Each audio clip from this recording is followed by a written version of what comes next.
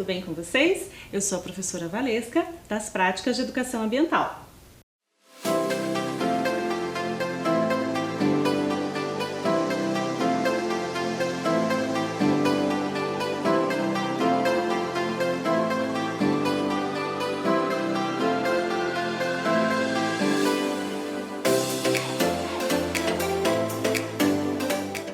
Então, nós vamos começar a nossa aula de hoje, certo?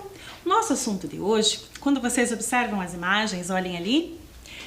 Então, nós vemos algumas plantinhas, né? Uns vasinhos, aqui é o início de horta. O que vem à cabeça de vocês quando a gente vê esses tipos de imagem? Né? A gente pensa assim, nossa, na nossa alimentação, é a base da nossa alimentação que vem das plantas, né? E as hortas, né? Nós vamos falar hoje sobre as hortas e a gente vai tentar pensar sobre elas, qual a importância delas para além da nossa alimentação, o que mais é necessário, o que mais elas contribuem, né? E assim, as hortas urbanas, elas já são uma realidade em muitos lugares, não só em Curitiba. Aqui em Curitiba nós temos alguns lugares específicos, né? Algumas comunidades que têm essas hortas, né, que são hortas comunitárias, mas em vários municípios, em vários lugares do mundo também é possível encontrar esses espaços que contêm as hortas, né? Elas contribuem não só com a nossa alimentação, mas existem outras contribuições importantes, como por exemplo, elas mantém o solo, né, juntinho, né, as partículas do solo ali juntinhas por causa das suas raízes. Elas contribuem para a biodiversidade do local. Então, a partir do momento que eu tenho uma hortinha, né, nesses espaços que a gente coloca as nossas hortas, a gente tem um micro ecossistema, um microbioma, e aqui naquele local tem uma relação de seres abióticos, né, e dos seres bióticos, que são os com vida e os sem vida, o solo, a água, os pequenos animaizinhos que vão ali frequentar a horta, né, os bichinhos, as abelhas, as borboletas, as lagartas, todos esses bichinhos que fazem parte daquele espaço. Então a horta contribui para essa biodiversidade, né? E também a prática da agricultura urbana, ou seja, é aquela agricultura que saiu lá das regiões rurais e veio para as cidades. E a prática disso traz uma série de vantagens, tá certo? Evita o desperdício, porque as pessoas costumam usar todo aquilo que ela planta, desde a raiz, as folhas. Em geral, dá para realmente fazer esse reaproveitamento, que muitas vezes a gente encontra aí nos mercados municipais ou então nos mercados mesmo, jogando fora, né? Jogando isso como se fosse esse alimento, essa parte do alimento, como se não pudesse ser utilizada, e na verdade pode ser utilizada também. E faz com que a gente também, na nossa alimentação, não consuma tantos produtos industrializados, tá certo? Aqui nós temos, gente, exemplos de espaços, de espaços aqui em Curitiba, esse espaço específico que se chama Fazenda Urbana, tá? A professora esteve lá, fotografou, né? E falando de agricultura orgânica, né? Além da horta estar no espaço urbano, quer dizer, saindo do espaço que ela estava antes, que era só no ambiente rural, ela está fazendo parte das pessoas, da cultura das pessoas aqui na cidade, né? E também ela tem alguns outros benefícios, né? Muitas vezes em grandes lavouras, em grandes locais de produção de grande quantidade de alimento, é necessário usar defensivos agrícolas, ou seja, agrotóxicos. Tá? Quando a gente fala de agricultura orgânica, a gente está falando de uma agricultura que é livre disso, ou pelo menos a maior parte desses de agrotóxicos, defensivos, fertilizantes não é utilizado, não pode ser utilizado,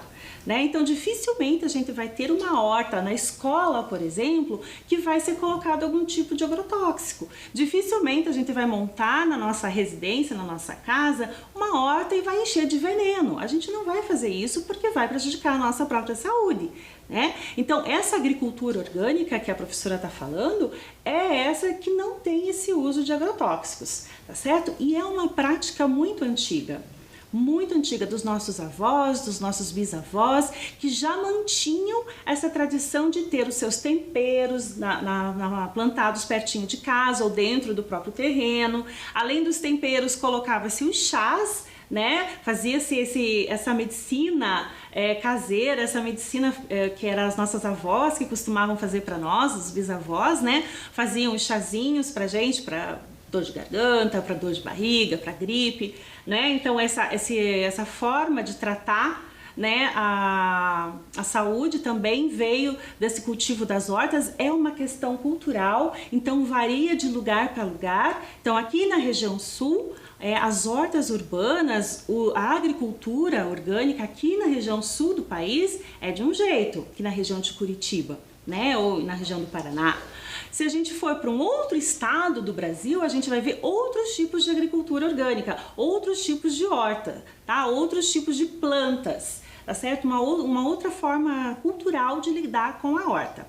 Então, gente, a produção agrícola que é do cultivo tradicional, que é em grandes loteamentos, em grandes latifúndios, que são as grandes lavouras, eles fazem o uso desse agrotóxico até em virtude da quantidade de planta que eles estão ali, né? Não é como uma horta urbana, uma horta reduzida, né? Uma agricultura familiar, uma agricultura orgânica. Eles precisam desses defensivos por diversas razões. Quando a gente fala de uma produção orgânica, a gente está falando da necessidade de implementar esse solo, de adubar esse solo com adubos mais naturais, que é o caso que a gente consegue numa composteira, né? Às vezes não há nem necessidade, né? Depende da tua vontade, da vontade da sua família de fazer esse trabalho um pouco maior do que aquilo que a gente espera. Mas a compostagem pode ser feita para ajudar no solo. Digamos que tem um solo um pouco mais pobre, a composteira vai ajudar, né? E a agricultura orgânica utiliza esse tipo de fertilizante, né? O que é essa compostagem? O que é essa composteira? A composteira nada mais é do que um espaço, né, um local onde é colocado a matéria orgânica. Então tudo aquilo que for orgânico, tá? Então são cascas, restos de vegetais, frutas, pó de café que foi usado para coar o café, casca de laranja, até o resto do chá, de repente que coou o chá, você pode colocar nessa composteira. E à medida que o tempo passar, vai acontecer a decomposição dessa matéria orgânica pelos fungos e pelas bactérias que estão ali se reproduzindo e se alimentando, né, se decompondo aquele material, e vai fazer com que aquele material se torne o humus, tá? E é esse humus que a gente vai colocar na nossa terra, que vai ser um fertilizante natural que é necessário para aquela horta ser orgânica, tá certo? Aqui na imagem vocês viram a compostagem, e nesse espaço aqui do cantinho, também é lá na fazenda urbana, tá? É um espaço onde eles têm as composteiras diferenciadas, um pouco maiores, e aqui nessas torneirinhas é por onde sai o chorume. O chorume é um líquidozinho escuro que acontece após a decomposição, aliás, durante o processo de decomposição dessa matéria orgânica. Ele é normal, tá certo? Em contrapartida, observem lá, quando a gente tem as grandes lavouras, grandes extensões de cultivo, é necessário utilizar veneno, né, os agrotóxicos. E eles são de diferentes formas. Aqui vocês estão vendo uma pessoa pulverizando, então a pulverização ela é necessária nesse caso, né? E aqui o descarte, né? Tem que ser um descarte diferenciado, não dá para ser um descarte qualquer, tá? Porque aqui contém veneno, né? Então é um produto tóxico não só para os bichinhos que vão ali naquela planta, né? Eles não vão mais porque agora foi colocado esse veneno, mas também para nós. Então o uso indiscriminado desses pesticidas, ele acarreta problemas. Então ele pode causar um problema no solo, a contaminação do solo, pode causar também a contaminação da água. Então na medida que vai sendo essa pulverização entra na terra, pode alcançar os lençóis freáticos, né, que são essas águas subterrâneas, e pode de repente parar aí numa torneira, né, porque essa água subterrânea pode dar abastecer alguma região e a gente pode ali estar ingerindo um produto com pesticida, com agrotóxico, tá? Também, uma outra questão importante é quando a gente fala desses fertilizantes que são os fertilizantes nitrogenados, tá certo? Então observem ali no slide. Os fertilizantes nitrogenados contêm óxido nitroso. Lembra numa aula de mudanças climáticas que nós falamos sobre o óxido nitroso, que seria um gás que compõe, faz o aquecimento global, ele está lá junto com os outros gases e daí ele contribui para o aquecimento global e posteriormente para as mudanças climáticas. Então, os fertilizantes, infelizmente, fazem uso, né, eles são nitrogenados, ou seja, eles têm esse óxido nitroso e acarreta esse problema também, tá certo? Então ele contribui ainda mais para o desequilíbrio e para impactos ambientais, tá certo, gente? Em relação à nossa saúde, né? Quando a gente se alimenta desses produtos que são cheios de agrotóxicos e eles não forem lavados adequadamente para tirar esse agrotóxico, e eu vou lembrar para vocês uma coisa importante: nem todo agrotóxico ou pesticida que é usado consegue sair daquele alimento. Tá? Então a gente consegue fazer uma boa limpeza nele usando hipoclorito, usando vinagre, mas se não houver um cuidado na hora de lavar esses alimentos, a gente pode estar ingerindo sim uma quantidade pequena, mas ainda assim prejudicial, tá certo? Estudos já comprovaram que os pesticidas, os agrotóxicos de maneira geral, eles podem levar à disfunção hormonal, né? Então eles podem atacar as nossas glândulas dentro do nosso corpo e acarretar problemas. Podem acarretar problemas de malformação em mulheres, malformação do feto em mulheres grávidas, tá? Inclusive são associados a tumores, tá? Formação de tumores. Então a gente tem que repensar realmente se a gente quer caminhar por aí por muito tempo ainda, tá? A agricultura familiar, as hortas dentro da nossa casa, perto da gente, elas são uma possibilidade que a gente precisa pensar. Tá certo? Na agricultura orgânica, só para a gente finalizar só para a gente fazer essa diferença bem certinha, quando a gente fala de horta orgânica, de horta urbana, que é orgânica, a gente está falando de outras formas para enfrentar, por exemplo, os bichinhos, né? Então o agrotóxico é para fazer o quê? Qual é a função do agrotóxico?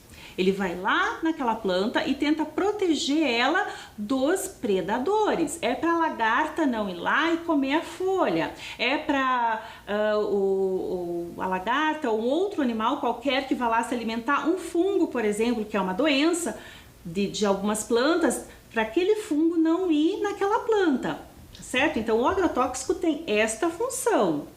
Quando a gente está fazendo na nossa casa, a nossa pequena horta, a gente pode fazer de maneira diferenciada. A gente não precisa usar veneno, a gente pode usar predadores naturais. Então, se eu tenho uma lagarta que vai comer a folhinha da minha planta, eu posso fazer com que posso ter perto de mim animais outros que vão vão predar, ou seja, vão se alimentar dessa lagarta, que são os predadores naturais, pássaros, por exemplo, tá certo? Ou pode ser outros animais, pode ser pequenos anfíbios, também podem se alimentar desses animais que atacam as nossas pequenas hortas.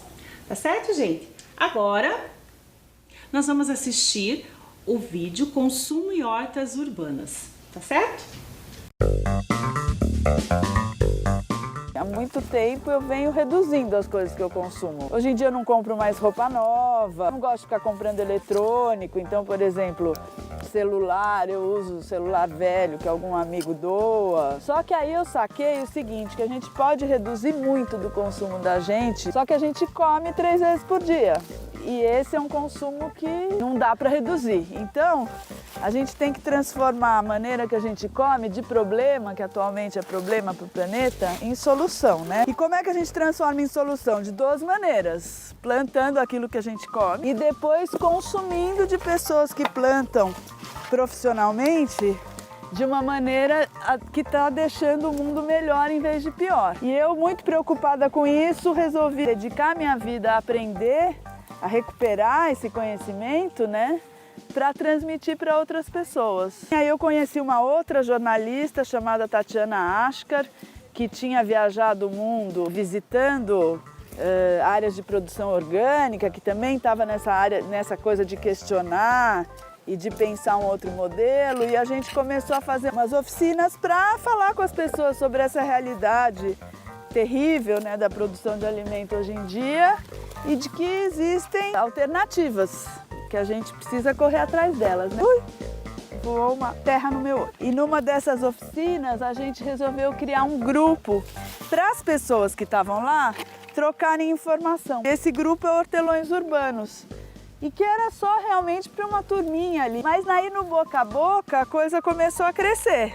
Crescer e hoje somos mais de 10 mil, né? Assim, que virou meio um lugar onde as pessoas podem encontrar outras pessoas e se articularem, né? A gente se articula geograficamente, então é muito comum entrar alguém e falar assim: oi, eu tô aqui em Bauru, quero fazer uma horta comunitária. A gente começa: Bauru, quem conhece alguém de Bauru?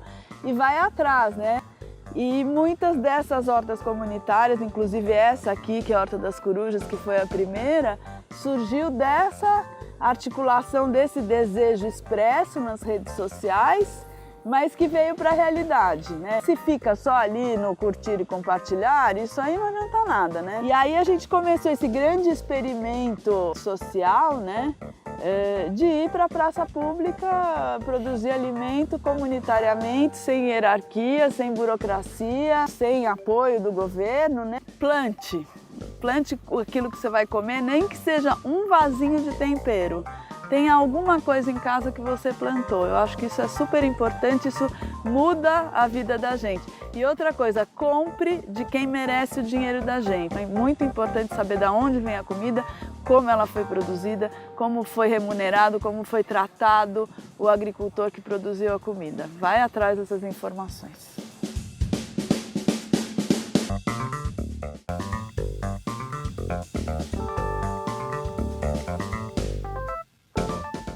Então, gostaram? Esse vídeo fala desse trabalho com as hortas urbanas e a importância da gente ter essas hortas para o nosso próprio consumo, né? A gente vai evitar de fazer uma compra desnecessária ou gastar, em até questão econômica envolvida, né? Porque se a gente vai ter o nosso próprio alimento ali sendo cultivado por nós mesmos, a gente economiza na hora de comprar no mercado. Então foi bem interessante, né? Agora eu quero que vocês fiquem de olho.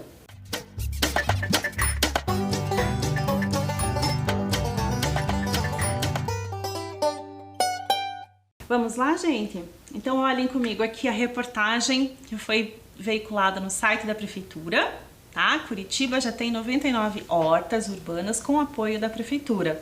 Então, como eu comentei no início da aula, a gente tem espaços em Curitiba que é de hortas comunitárias, tá? São espaços que a prefeitura cedeu para as comunidades, né? Então esses grupamentos, grupos de pessoas, a associação de moradores vai nesses lugares e planta nesses espaços, tá certo? Então acontece lá nesses espaços o plantio, a colheita, eles dividem entre eles, não é com o objetivo de ganhar dinheiro, tá certo? É um espaço de troca ou cada um tem um direito lá a quantos canteiros, 2 canteiros, 3 canteiros, e nesses canteiros as pessoas fazem as suas hortas, tá certo? Não existe um acompanhamento, inclusive acompanhamento técnico, tá certo? Da prefeitura. Então pessoas, técnicos agrícolas vão até as comunidades e falam com as pessoas, explicam qual época é melhor plantar tal coisa, tal época a gente colhe, como que faz, o que fazer, inclusive compartilhando receitas para que seja aproveitado integralmente todos os alimentos que são plantados, tá certo? Então, a gente vai ler essa notícia juntos, tá certo? Vamos lá? Nos últimos 4 anos, a capital ganhou 39 hortas urbanas para cultivo de alimentos frescos que se espalham por terrenos comunitários, escolas, asilos e casas de recuperação. O secretário municipal de Segurança Alimentar e Nutricional da SMS-SAN, Luiz Guzzi, explica que o município dá apoio às hortas urbanas através de orientação técnica permanente aos produtores, auxílio no preparo dos canteiros e fornecimento de mudas de hortaliças. Atualmente, a Prefeitura dá apoio a um total de 99 hortas.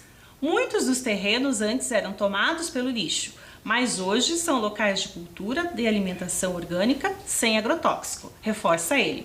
Então, essa notícia nos deixa bem feliz, que são aproveitamentos de espaços muito importantes. Eu vou mostrar para vocês algumas imagens, tá? Observem lá as imagens. Então, cada foto dessa é num local diferente de Curitiba, tá? Em diversos bairros, tá certo?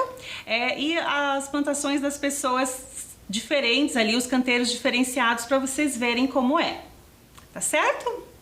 Bem legal, né? Inclusive tem plantinhas, flores também, flores comestíveis, tá? Então agora pensa comigo, observando o seu local de viver, é possível fazer uma horta visando a qualidade de vida das pessoas? Pensem, é possível fazer uma horta onde você mora? Se for possível, vamos tentar aprender como é que faz. Não sei se você já fez com a sua professora na escola. Vamos olhar aqui. Como fazer uma horta? Primeiro, vamos escolher um local com luminosidade e água. Então, esse local tem que ser próximo a uma fonte de água. Não precisa estar diretamente ali perto da água, mas precisa estar próximo para você poder molhar. A plantinha necessita muito de água, principalmente em dias quentes e principalmente quando a gente está começando. A gente precisa aguar ela diariamente, tá? 2. Arranje um espaço. Pense na fertilidade do solo. Então, você vai olhar se é luminoso, se tem acesso à água, se esse espaço é adequado para aquilo que você pretende plantar e qual é o tipo de solo. Se é um solo mais escuro, ele tem mais humus, ele tem mais matéria orgânica, então a sua plantinha vai se desenvolver melhor. Se ele for um solo mais vermelho, avermelhado, talvez nem tanto. Se ele for um solo mais esbranquiçado, talvez seja necessário fazer aí o uso de algumas estratégias para poder adubar esse solo e fertilizar esse solo mais adequadamente. Lembra que eu falei? Não precisa da composteira, mas talvez você precise de matéria orgânica. Pegar lá da mãe as cascas dos alimentos, os restos de comida, misturar com aquele solo para ver e melhorar a qualidade do solo, tá? O que mais?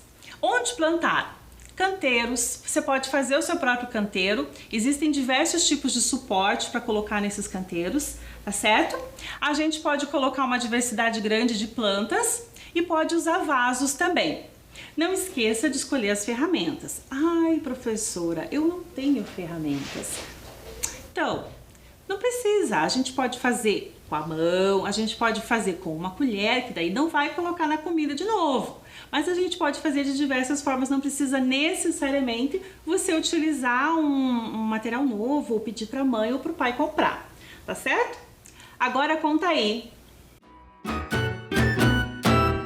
Conta aí. Conta aí. Conta aí. Então, assista comigo agora o vídeo Hortas em Pequenos Espaços. São dicas para a gente montar hortas no espaço que a gente tem na nossa casa, tá bom? Eu trabalhei muitos anos com design digital em São Paulo e eu tava de saco cheio do que eu fazia e tal, mas eu não sabia o que eu ia fazer. Eu comecei a fazer uma lista das coisas que eu gostava e aí eu listei plantar, cuidar de bichos, escrever e fazer comida. Mudei para essa casa há 4 anos e daí eu não sabia plantar e eu queria muito plantar e não sabia como, né?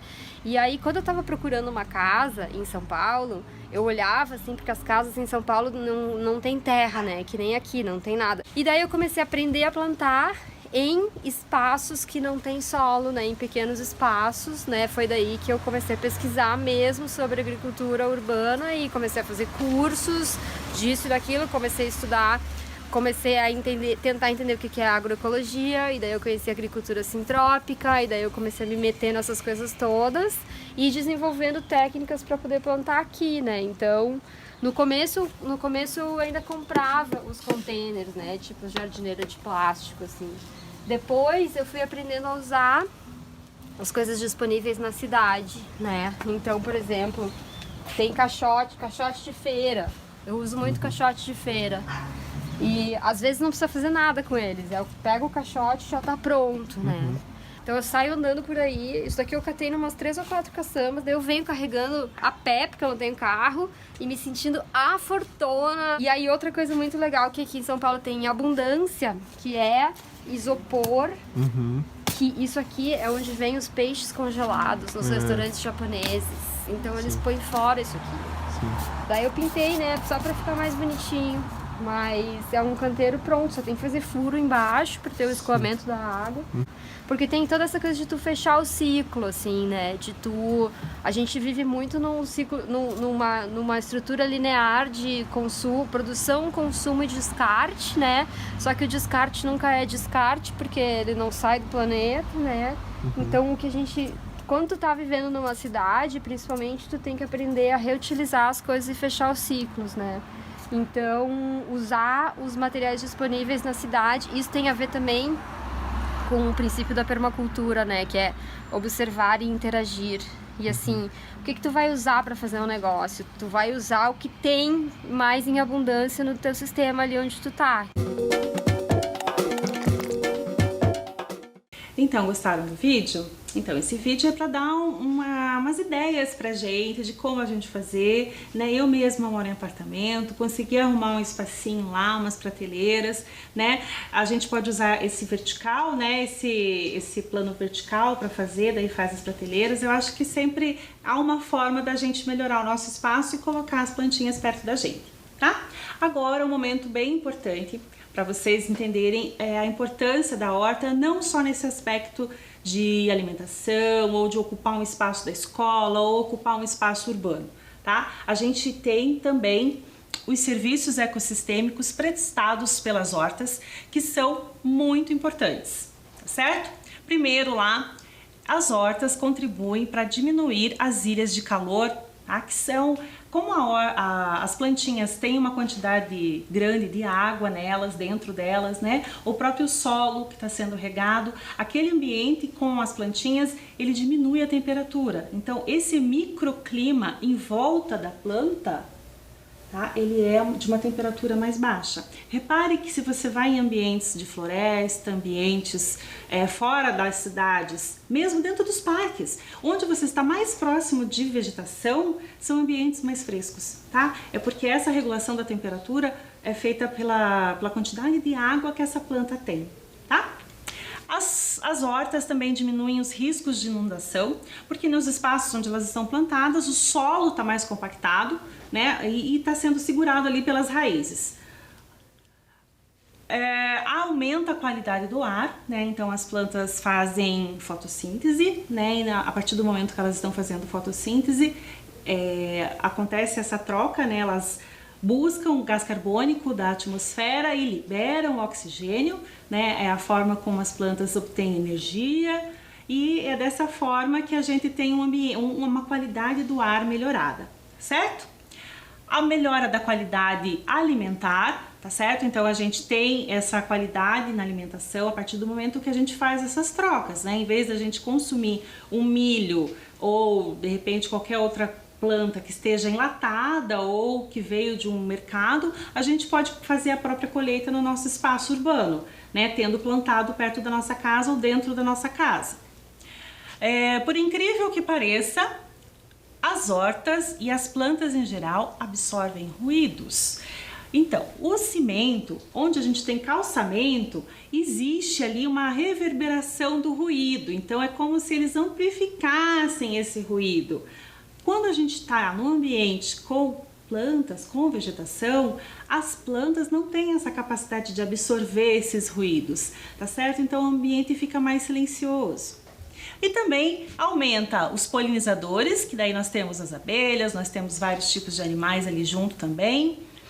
A biodiversidade, que eu falei no começo da aula, né? A presença atrai para aquele microecossistema vários tipos de bichinhos, mosquitinhos, lagartas, pequenos anfíbios, todos ali dentro dessa cadeia alimentar. Naquele espaço pequeno de horta, a gente não sabe quanto de vida tem ali. No próprio solo, as minhocas e os outros animaizinhos que estão ali dentro do solo, tá? A gente não tem ideia, mas aquele mundo microscópico pequenininho que está ali é um micromundo, um microecossistema, e a horta beneficia, né? Ela traz esse benefício de ampliar essa biodiversidade. E mais, não menos importante, o sequestro de carbono. Vocês já ouviram falar em sequestro de carbono? Vocês acham que a planta é um bandido e vai lá e sequestra o carbono? Não. Acontece da mesma forma como expliquei a fotossíntese, tá? As plantas, assim como nós, respiram, então elas captam oxigênio e liberam gás carbônico, tá? Quando ela está fazendo a fotossíntese, o movimento é o contrário. Ela capta o gás carbônico para fazer a transformação química dentro dela e libera o oxigênio. Tá certo? Então é isso que é o sequestro de carbono. Ela vai retirando da atmosfera esse gás carbônico que a gente que tá aí na atmosfera. Então, por mais que o ambiente esteja contaminado, poluído ou coisas assim, um ambiente que tem mais plantas, mais hortas, mais espaços verdes, é um ambiente que vai fazer mais sequestro de carbono, certo? Aqui nós temos uma explicação rápida sobre fotossíntese, só para lembrar vocês, né? O que é a fotossíntese? Nós temos ali a plantinha, tá certo? Ela tá pegando o dióxido de carbono do ar, da atmosfera. O dióxido de carbono é o gás carbônico. Ela capta a luz solar, né? Nas suas folhas ali, e ali dentro das folhas ela faz essa reação química que é a fotossíntese, e acontece a produção da glicose, que é o açúcar dela, e o ATP, que é a energia que ela precisa para crescer, se desenvolver, formar frutos, tá? E à medida que ela vai fazendo a fotossíntese, ela vai liberando, o processo todo termina nessa produção de energia pela planta e também pela liberação de oxigênio, né? As plantas são show de bola, né? Vamos lá. Vamos ao que aprendemos hoje?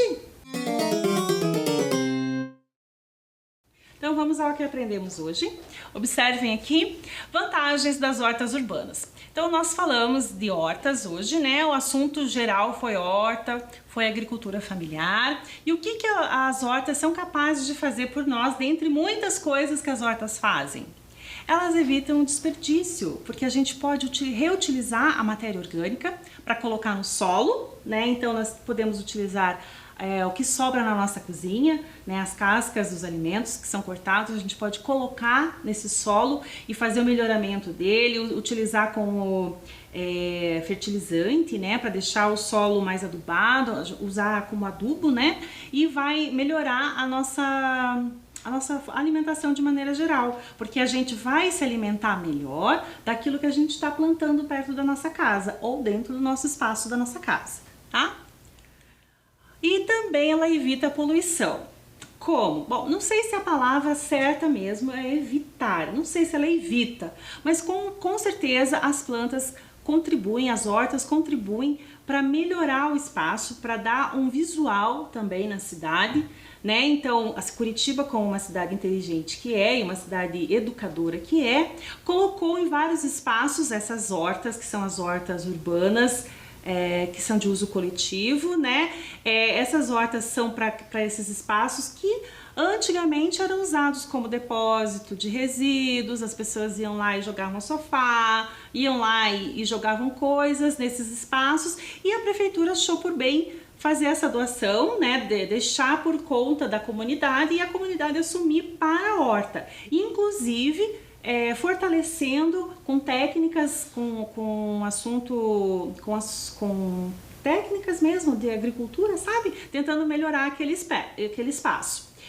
Outra questão com relação à poluição é o sequestro de carbono, né? Então, quando a planta está fazendo fotossíntese, ela faz essa captura do gás carbônico que está na atmosfera. Não é claro que ela não faz isso escala gigantesca. As plantas fazem isso na medida que elas podem, né? Elas não podem simplesmente por elas acabar com o aquecimento global sozinhas ou com todo o gás carbônico que está na atmosfera, mas elas contribuem, pelo menos, né? Para que isso diminua de certa forma. Então, ambientes amplamente arborizados contribuem para que haja um teor menor de poluição. Talvez não acabe com a poluição, mas diminui um pouquinho, tá? Vamos ver o que ela pode contribuir. Com o microclima. Então, o que é esse microclima? É o espaço que está ali dentro da horta, né? Que tem abaixa um pouquinho a temperatura daquele espaço da horta que está ali, tá? Então, observem a plantinha que a prof trouxe aqui, ó. Então, nesse espaço que está aqui próximo, acho que eu expliquei durante a aula, né? Por conta das gotículas de água que estão aqui perto, do solo que está mais úmido. Então,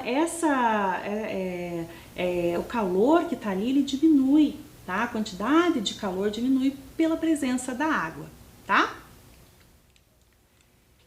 E a biodiversidade. Tá certo? Então, a biodiversidade, falamos várias vezes, né, sobre a biodiversidade durante o processo da aula, toda a explicação da aula, né? A biodiversidade é justamente os diferentes bichinhos, os diferentes animais, os diferentes grupos de seres que estão ali vivendo, de certa forma, juntos, né? Um contribuindo para a existência do outro, então um vai fornecer alimento para o outro, como acontece numa cadeia alimentar, né? E é um microcosmos, é um microecossistema. Então, eles estão ali um ajudando o outro, a gente não vê, né? Dificilmente a gente para olhar o que tem de diferente na nossa horta, o que tem de diferente na nossa plantinha. Quem se preocupa com ela costuma fazer essa limpeza, às vezes tira lá os bichinhos, às vezes tem joaninha, às vezes tem outros besourinhos e a pessoa muitas vezes tira. Mas os próprios predadores desses bichos acabam entrando ali, desses insetos, né? Acabam indo perto dessa horta e fazendo essa limpeza para nós, tá certo? Então isso é bastante importante, a horta urbana, né? De qualquer forma, da forma como a gente for mexer nela, a forma como a gente for lidar com ela é importante de qualquer forma, certo?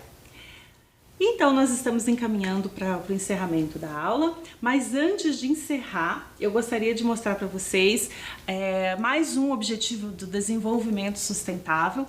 Ao longo das nossas aulas, nós temos falado de vários deles, né, sempre de acordo com a aula, né? Hoje nós falamos sobre hortas, sobre alimentação, sobre agricultura familiar, sobre agricultura orgânica, né, sobre a importância dessa forma de cultivar os alimentos, né, e isso está diretamente relacionado com o objetivo 2, que fala sobre fome zero, né, e fala sobre agricultura sustentável.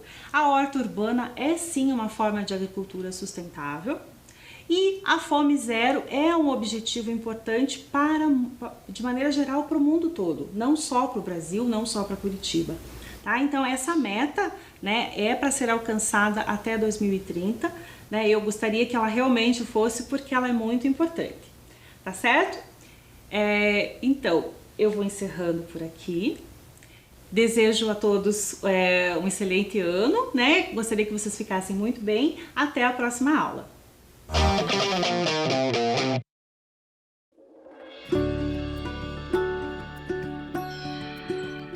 Gente, se preparem, porque hoje o conteúdo vai ser especial.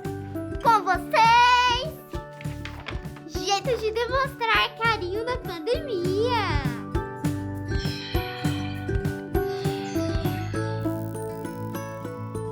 Jeito número 1, o pezinho. Não é lá muito afetivo, mas já é um clássico. Jeito número 2, o amplo abraço à distância. O segredo é abraçar você mesmo como se estivesse abraçando o outro. E imaginar que você está recebendo um abraço do outro no seu próximo abraço. Deu para entender? Jeito número 3, a dancinha sincronizada. Esse é só para quem gosta de uma diversão. Você vocês combinam uma dancinha e bora se divertir com seus amigos. Jeito número 4. O jeito que você inventar. Vale qualquer coisa, vale tudo junto. Vale soltar a imaginação, só não vale tocar, tirar a máscara ou chegar perto. Por mais que você goste muito do seu amigo, é preciso manter o distanciamento. Ou seja, fique sempre a 4 passos bem grandões dele. Ficamos combinados? Então, até mais!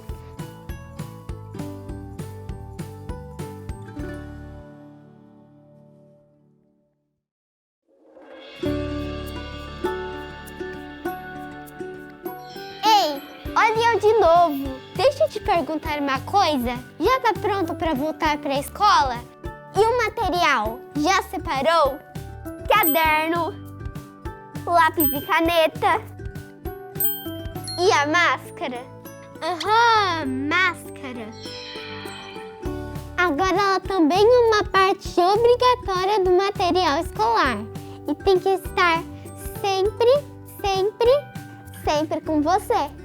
Você vem com ela, assiste a aula com ela, vai no banheiro com ela, vai pro recreio com ela. Só tem uma hora que você pode tirar. Na hora de comer ou tomar água. Mas é assim, ó. Primeiro você passa o álcool em gel na mão.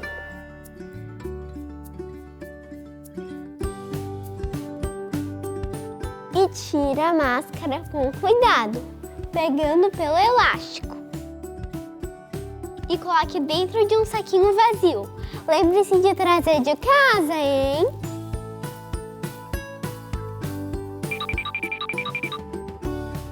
Passe o álcool gel mais uma vez. E daí aproveite o seu lanche.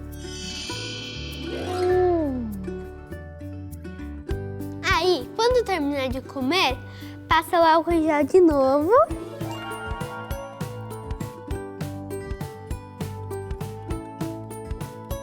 E passa direitinho. E coloca a máscara no rosto. Então já sabe, né? Máscara sempre. Ela protege você, seu colega e a sua família. Tô te esperando aqui, hein? Vem logo, mas vem de máscara. Tchau, tchau.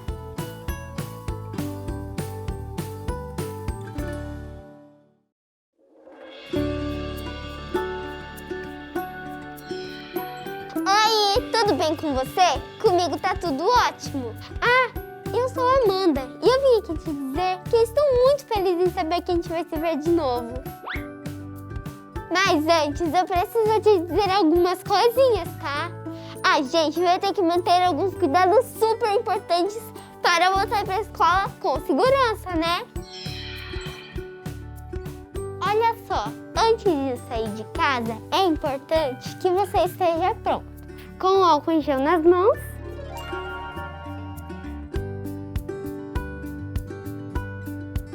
E a máscara certinha no rosto. Passa o álcool em gel de novo. Use máscara sempre, inclusive no busão. Sabemos que a saudade é enorme, mas ainda não dá pra gente se abraçar. E nada de beijos e apertos de mão também. A distância é a melhor forma de mostrar que você tá sempre junto. E ficar 1,5 metro dos seus amigos, tá? Você pode compartilhar amor e muita alegria. Só não pode compartilhar materiais e outros objetos. E não tira essa máscara de jeito nenhum. Nunca, beleza? Nem mesmo para conversar.